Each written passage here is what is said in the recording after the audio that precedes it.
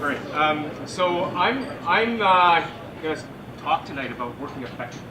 I think this is an interesting talk because a lot of us are devs and we're really busy, and this is something that's important to me because I prior to joining Wealthsimple, I actually spent 10 years at Amazon, and I worked on a whole bunch of different projects. And one of the important things that I learned from working at Amazon was how to balance working long, hard versus smarter.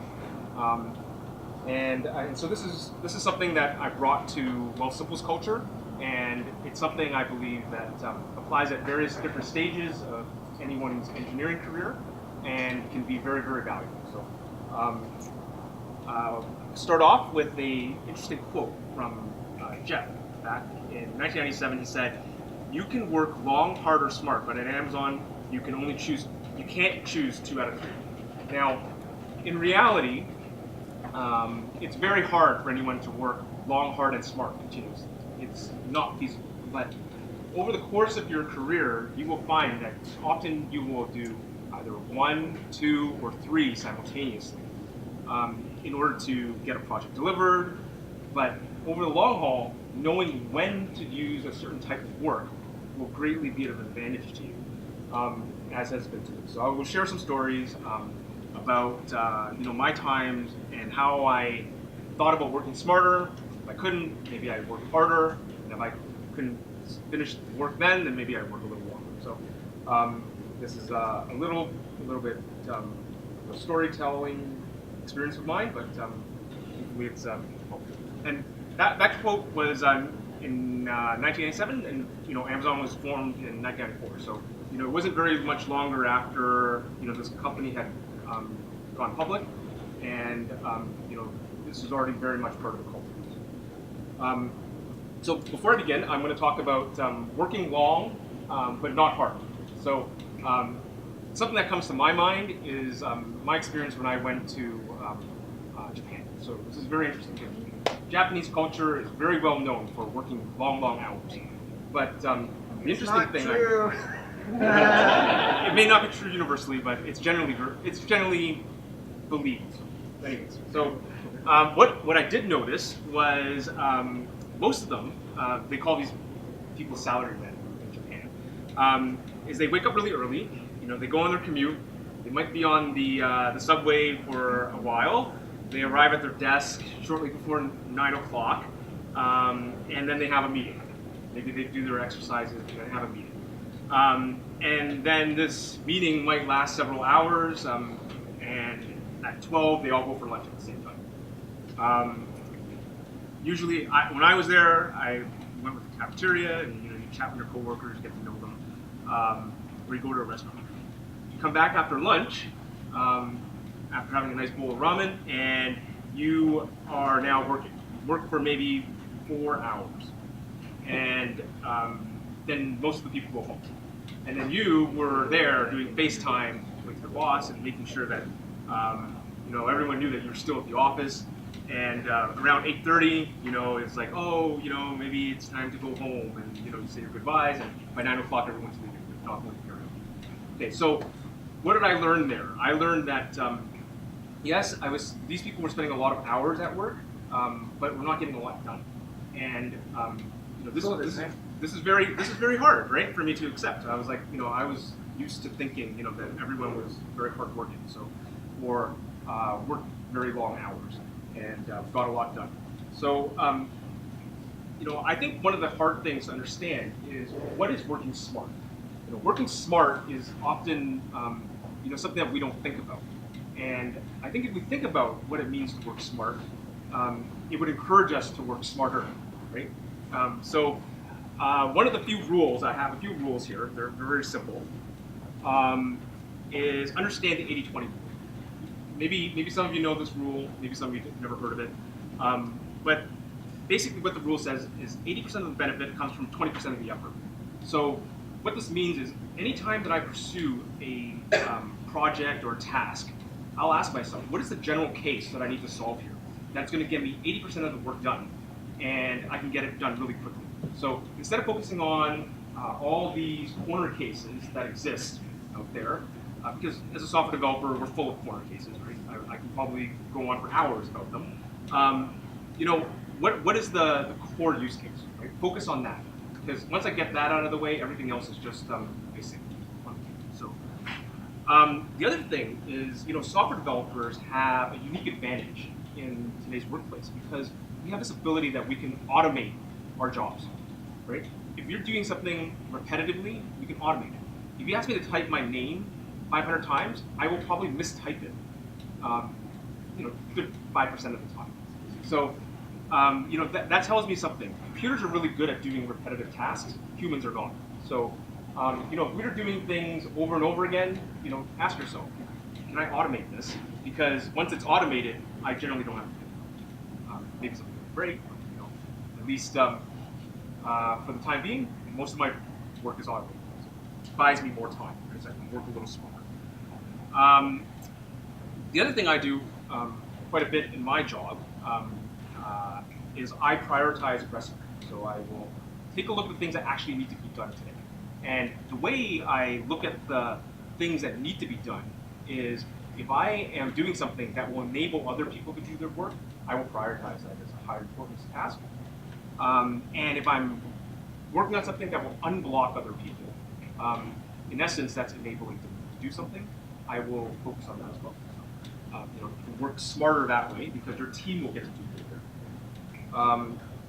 You know, as a lot of you are developing your careers, you might find yourself in a position where you're leading others, or you know, you may even be managing a dev team. And one of the things that I find myself doing a lot is figuring out when is the right time to leverage other people and delegate work.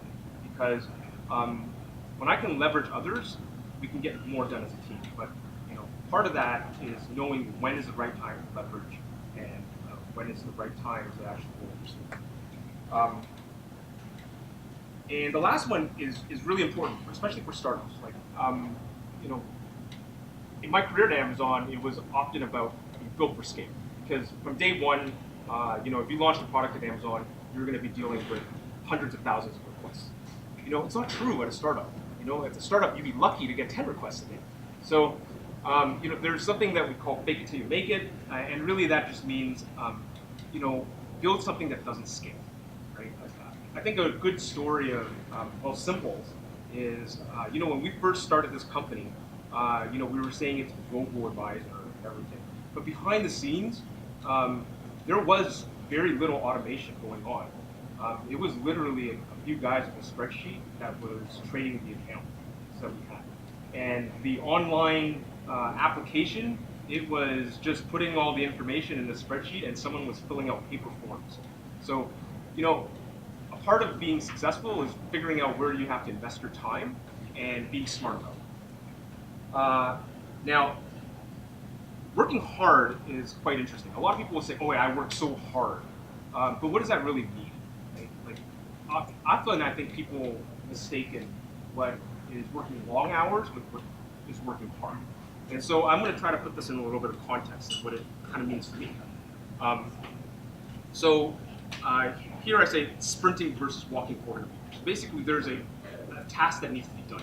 You know, you can either take 20 minutes to do it, or you can take 10 minutes to do it. Right? Depending on how hard you work, there's almost a direct linear or near to linear correlation on, you know, how fast you can get it done.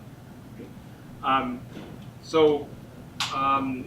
You know, working hard kind of means maybe things like exceeding expectations. So if I expected you to be able to take 2 minutes to run this 400 meters, but you do it in a minute and a half, well, you've exceeded expectations. Right? So it's kind of like a task, right? You know, if you work hard, can you get it done faster? If you get it done faster, maybe have more time in the day to do other things. You know, I think working hard as a software developer also means things like persisting when others would give up. So, you know, oftentimes we're facing a problem, and it's easy to say, oh yeah, you know, I can't solve this problem, I'm gonna walk away from it. But really, you know, it really means that you should probably try harder to, you know, dig deeper into the problem. And you know, this is where it is, right? Dig deep.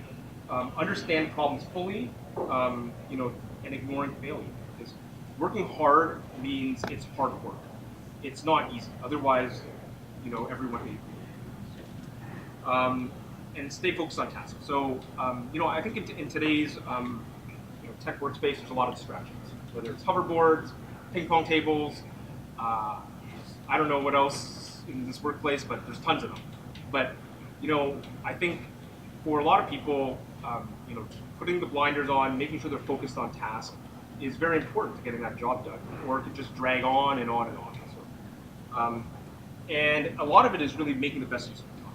Just making sure that if there's distractions that come up, you tell people, hey, maybe in 10 minutes, I got to focus on this. I got to make use of my time. Barring the ability to actually work long, you can often substitute it with working hard or smarter. But there may come a time that you aren't working smarter. Sometimes we all fall into that. I fall into the trap. I see a lot of other people fall into that. And you end up working long. So I think a really good example of this is probably at Wealthsimple. So there's one thing that we have to sometimes do is review documentation. So like people upload documentation, and we have to review it. So we get a human, they load the documentation, they're like, oh, this is a bank statement, this is a void check, this is a clear check, and then they go and read things off of the check and they type it in. That's not working very smart.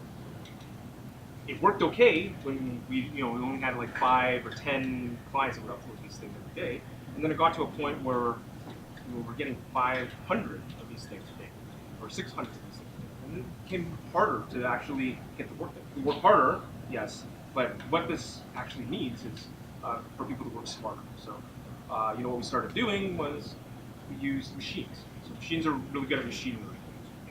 We use machines to classify these images. They're really good at that, especially now that you have a secure data set. And then you can actually use OCR to identify, what's actually on the page and get it to automatically fill out stuff. So, you have to think about ways to work smarter, and it's just a challenge. But if you're not working smart, either you're gonna have to work longer, or you're gonna have to work harder. Those are the only ways you can get this thing solved. Now, if you're not working hard, you'll probably have to work longer too. Either you can be really lazy. I'm historically very lazy, so I like finding shortcuts to problems, so I don't have to work as hard or as long. So I will be very judicious with my times and find ways to work around it. But if you're not working hard enough, you'll probably end up having to work. And there's the odd time. Even if you're working really smart, or at least the smartest to your ability, you're working really, really hard, you might still have to work long. But I think the important thing about working long and hard is that they are not sustainable ways of working. Like, you will burn out if you work too long. You will burn out if you work too hard. It's like trying to sprint. You can only sprint for so long. And if you were running a slight jog, you can only go so long before all your muscles will work. So, same thing with work. Like, your brain will get exhausted and all this horrible stuff. So, take breaks. Know when to work smart. Know also when to work hard. And also know when to work. And that's pretty much my presentation. I don't have much more, but I'm happy to answer any questions that anyone might have on tips and techniques for working smarter versus harder or longer. Yes?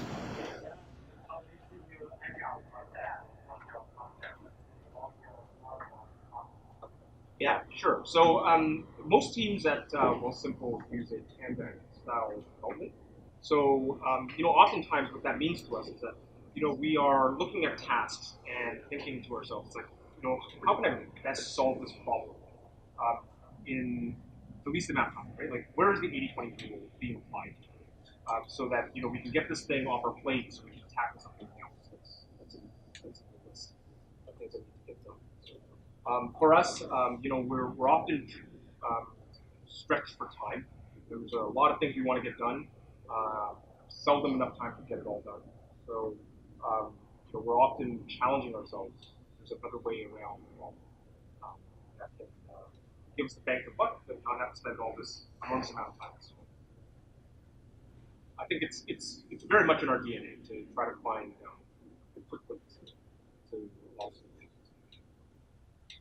Yes. You know how you say that sometimes 80% of your cases or 20% of the time? How long does it take you for the last 20%? It could be a really long tail, right? Like 80%. Yeah, it could be the other 80%. Well, by decision, it must be, right? So yeah, I think that's where a lot of the time is spent doing a lot of debugging, chasing down all these corner cases. But a lot of times that 80% is giving you 80% of the business value as well. Okay? And that could mean whether or not get your product to market or someone else does. So you will release your application on 80% and then work on the next. Oh yeah, for sure. Like I think in order for Wealthsimple to have been successful, there was a lot of vacancies. Behind the scenes, there's a lot of people that are making up for that missing 20%. And then, as that 20% becomes unbearable, like for example, that document thing that I just described, we would then say, okay, now it's time to actually tackle the problem. You know it's a problem, so now it's telling us the Yes. So, my question is, you mentioned one of the capabilities is to prioritize the task. So, how do you do that? Because normally, how do you know what we are doing is unblocking someone else's task or they need it right away? So, because I noticed this is a bigger company than all stuff, so how do you communicate with that? Yeah. So,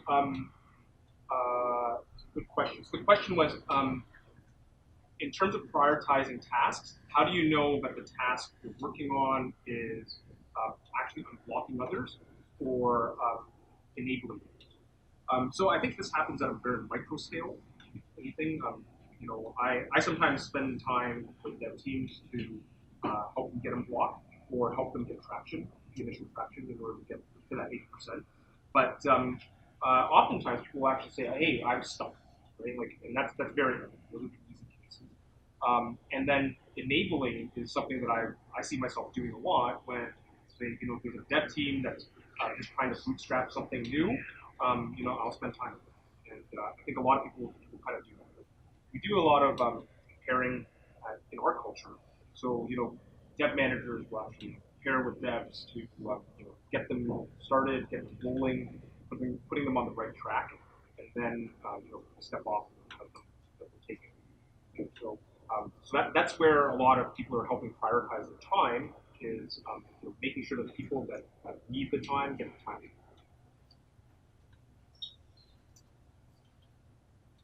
Yes.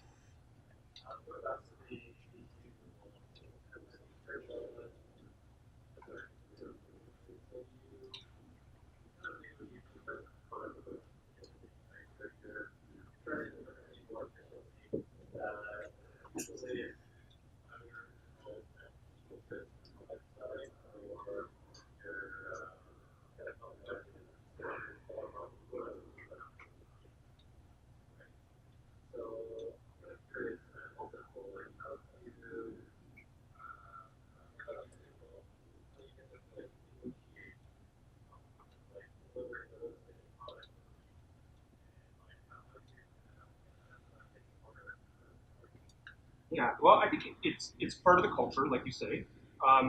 So the question is, when you bring on new people, how do you get them to think smarter? And a lot of that is through challenging people to think about, what is it that we can do to deliver business value soon? Right? And often that means only supporting something, the main case. So a really good example of this recently is like we're in this process of rebuilding some of our brokerage platform. And what we want to do is we actually want to do a lot of this very, very automated, all the regulatory checks. Now, the challenges here are that there are some very esoteric accounts out there that require a lot of different checks, and they're very hard to get rid of. But most of our clients don't actually sign up for this. So, the numbers tell us the truth, right? The numbers say, focus on personal accounts, TFSAs, and RSPs. So we're like, okay, yeah, so we just focus on that, get that through the system. And then by doing that, we learn a lot of stuff from this. This is very true about actual development. Right? The more you do it and actually get it into production, you'll learn about something about the system. And that's kind of what we kind of push. So every one of these projects will push people to say, hey, I want to see this in production sooner. What can we do to get this in production sooner? Well, people will be very happy to say, oh, if you jettison this feature, jettison that feature, we'll get it out there. So that's very much along the lines of how do we get that mentality into our culture, and it's really about cutting scope, really refining what the scope is, and getting to the core of the problem.